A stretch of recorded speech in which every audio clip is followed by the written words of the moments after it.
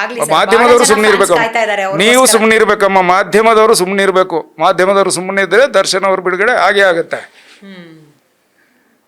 ಮಾಡದೇ ಇರೋದನ್ನೆಲ್ಲ ಮಾಡಿದ್ದಾರೆ ಅಂತ ಹೇಳಿ ಅವ್ರ ಮೇಲೆ ಅಪವಾದ ಹಾಕಿ ಹೈಪ್ ಮಾಡಿ 6 ತಿಂಗಳು ಜೈಲಿಗೆ ಹೋಗಿ 6 ತಿಂಗಳು 24 ಗಂಟೆ ಚಚ್ಚಿದ್ರಲ್ಲ ಮಾಧ್ಯಮದವರು. ಯಾವ ಆಧಾರದ ಮೇಲೆ ಚಚ್ಚಿದ್ರಮ್ಮ?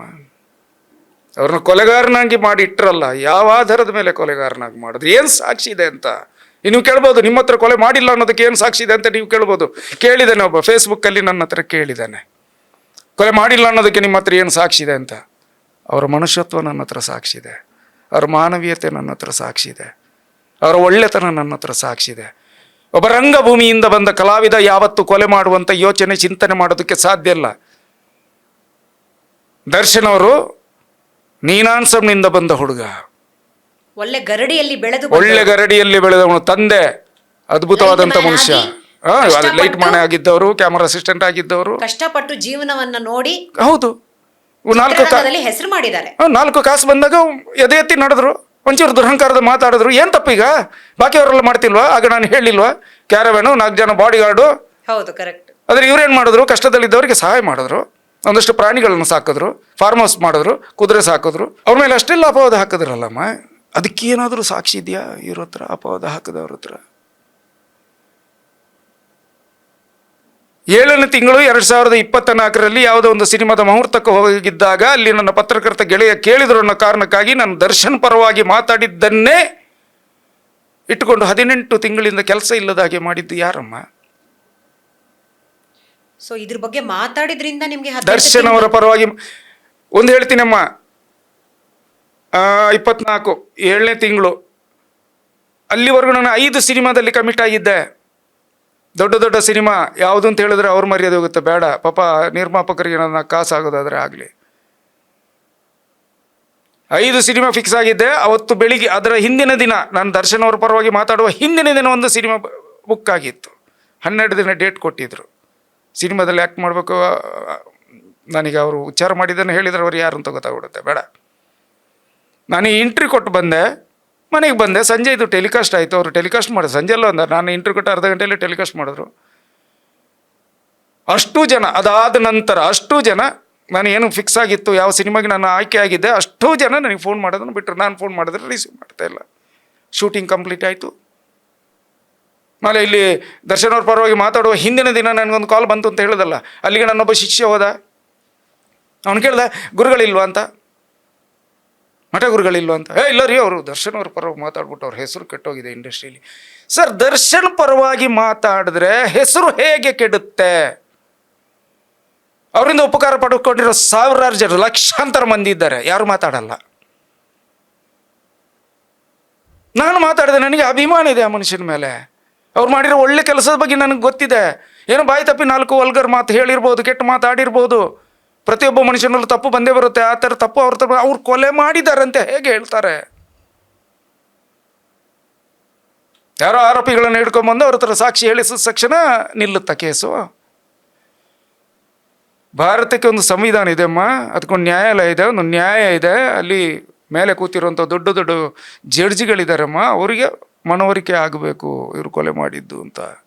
ಆಗ ಮಾತ್ರ ಅವರಿಗೆ ಶಿಕ್ಷೆ ಆಗುತ್ತೆ, ಆಗ ಮಾತ್ರ ಅವ್ರು ಕೊಲೆಗಾರ ಆಗ್ತಾರೆ. ಈಗ ಅವರು ಆಪಾದಿತರು, ಆರೋಪಿನೂ ಅಲ್ಲ, ಆಪಾದಿತರು. ಎರಡಕ್ಕೂ ಡಿಫ್ರೆನ್ಸ್ ಇದೆ ಸರ್. ಹಾಂ, ತುಂಬ ಡಿಫ್ರೆನ್ಸ್ ಇದೆ. ನಾವು ಹೇಗೆ ಅವ್ರನ್ನ ಆರೋಪಿ ಅಂತ ಹೇಳೋಕ್ಕಾಗತ್ತೆ ದರ್ಶನ್ ಅವ್ರನ್ನ? ಹಾಗಾದ್ರೆ ಅವ್ರ ಮೇಲೆ ಆಪಾದನೆ ಹೊರಿಸಿರೋದು ಅಂತ ನೀವು ಹೇಳ್ತಾರೆ? ಖಂಡಿತ ಅಮ್ಮ. ಅವರನ್ನು ತುಳಿಯೋದಕ್ಕೆ, ಅವರ ಹೆಸರನ್ನು ಏನು ಮಾಡೋದಕ್ಕೆ, ಅದು ಡೌನ್ ಮಾಡೋದಕ್ಕೆ, ಅವ್ರು ಏನು ಮೇಲ್ಮಟ್ಟಕ್ಕೆ ಹೋಗಿದ್ರು ಅದನ್ನು ಡೌನ್ ಮಾಡೋದಕ್ಕೆ ಇದರ ಹಿಂದೆ ಇರುವ ವ್ಯಕ್ತಿನೂ ಇದ್ದಾರಮ್ಮ. ದರ್ಶನ್ ಅವ್ರನ್ನ ಬೆಳಿಗ್ಗೆ 5:30 6 ಗಂಟೆಗೆ ಏನೋ ಜಿಮ್ಮಲ್ಲಿ ಅರೆಸ್ಟ್ ಮಾಡ್ತಾರೆ. ಅಲ್ಲಿಂದಲೇ ಫೋಟೋ ಮೀಡಿಯಾಗೆ ಹೋಗುತ್ತೆ. ಹಾವು ಅವ್ರನ್ನ ಬಂಧನ ಮಾಡೋ ವಿಷಯ ಯಾರಿಗೆ ಗೊತ್ತಿತ್ತು? ದರ್ಶನ್ ಅವ್ರನ್ನ ಅರೆಸ್ಟ್ ಮಾಡಿ ಅವರು ಮಾಡಿದ ಹೊತ್ತಿನಿಂದ ಅವರ ಪರವಾಗಿ ಯಾರೇ ಸೋಷಿಯಲ್ ಮೀಡಿಯಾದಲ್ಲಿ ಬಡಿದ್ರು, ಕೆಟ್ಟದಾಗಿ ಕಮೆಂಟ್ ಮಾಡಲಿಕ್ಕೆ ಶುರು ಮಾಡಿದ್ರು. ಅನ್ನೋನ್ ಪರ್ಸನ್ಗಳು, ಫೇಕ್ ಐಡಿಗಳಿಂದ ಲಕ್ಷಾಂತರ ಫೇಕ್ ಐಡಿ ಕ್ರಿಯೇಟ್ ಆಗಿತ್ತು ದರ್ಶನ ಬಂಧನ ಆಗುವ ಮೊದಲೇ. ಹಾಗಾದರೆ ದರ್ಶನ ಬಂಧನ ಆಗುತ್ತೆ ಅಂತ ಯಾರಿಗೆ ಗೊತ್ತಿತ್ತು? ಈ ಲಕ್ಷಾಂತರ ಫೇಕ್ ಐಡಿನ ಕ್ರಿಯೇಟ್ ಮಾಡಿಸಿದವ್ರು ಯಾರು? ಅದ್ಯಾಕೆ ತನಿಖೆ ಆಗ್ತಿಲ್ಲ?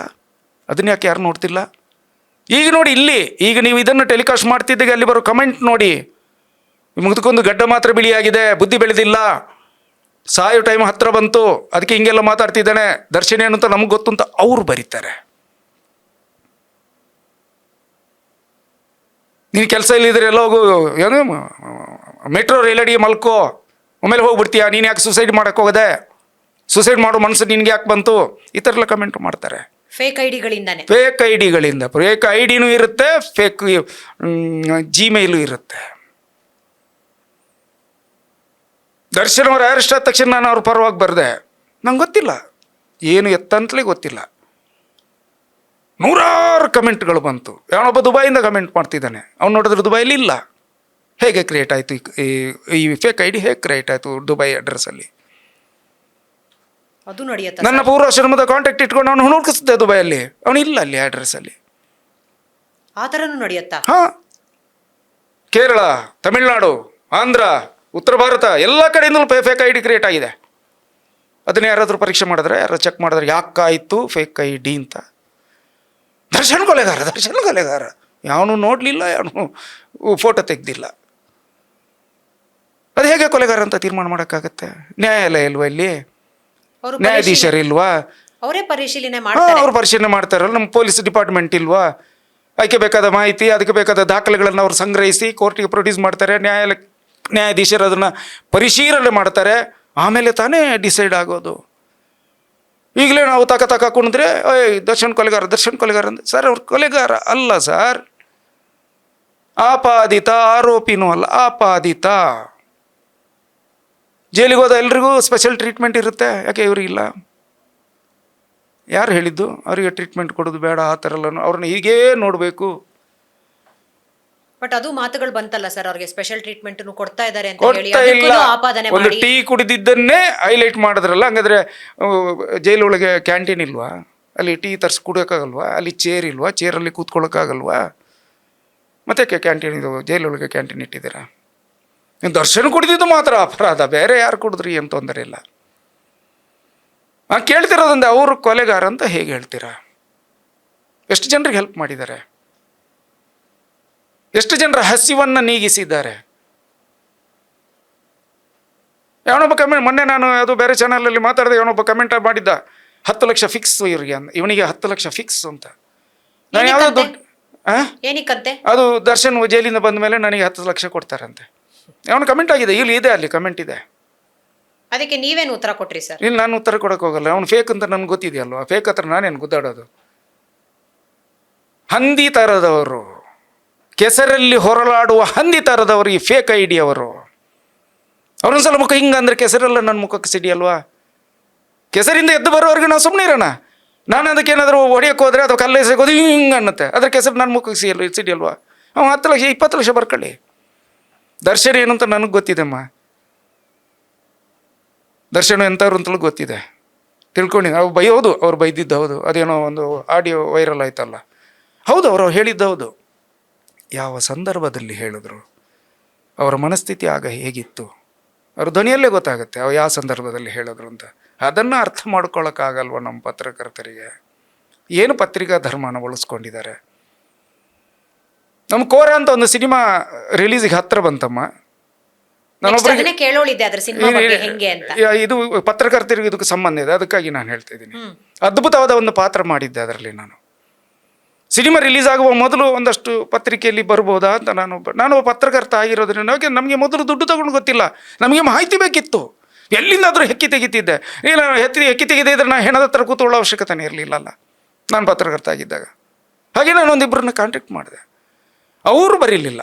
ನಾನು ಬೇಡ, ನಮ್ಮದರಲ್ಲಿ ಬೇಡ, ನಾನು ಬೇರೆಯವ್ರ ಹತ್ರ ಮಾತಾಡ್ತೀನಿ ಅಂತ ಹೇಳಿದ್ರು. ಆಮೇಲೆ ನನಗೆ ಫೋನ್ ಮಾಡಿದ್ರು ಅವರು, ನಾನು ಒಬ್ಬೊಬ್ಬರಿಗೆ 10,000 ಸಾವಿರ ಕೊಡೋದಾದ್ರೆ ನಿಮ್ಮನ್ನು ಹೋಗಲಿ ಅಟ್ಟಕ್ಕೆ ಇರಿಸಿ ಬರೀತಾರೆ ಅಂತ.